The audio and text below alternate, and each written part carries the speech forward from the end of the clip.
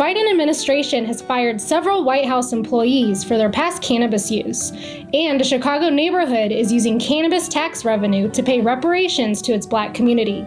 This is Lo with Veriheal, keeping you up to date with the latest in cannabis news. Several staff members in the White House were either suspended or asked to resign over their past cannabis use.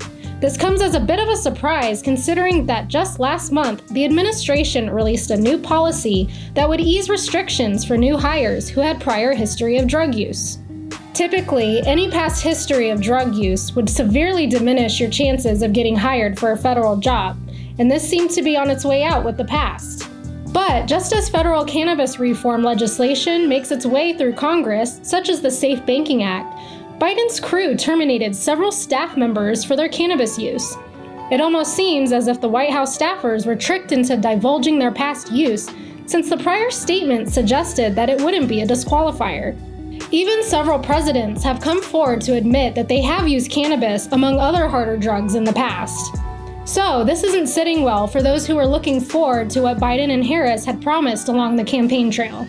Next in news, a Chicago suburb in Evanston, Illinois is using cannabis tax revenue to fund reparations for the Black community.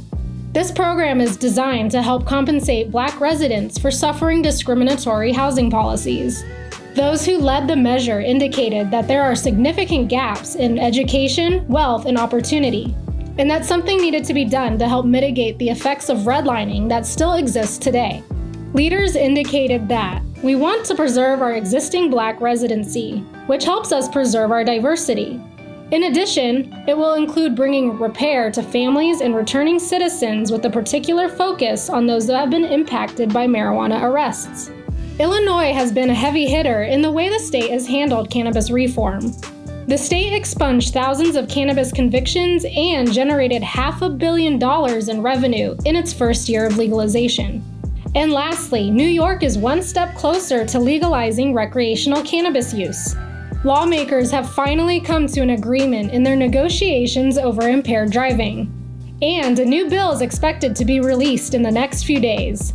The issue that needed resolving was whether or not these violations should be treated as an infraction or a misdemeanor.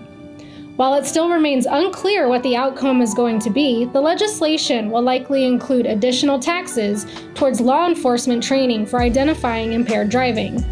How roadside tests will be administered is a whole other can of worms, but stay tuned for what's next in New York. So go ahead and like this video and give us a follow at Veriheal to stay up to date with the latest in cannabis news. Thanks for watching.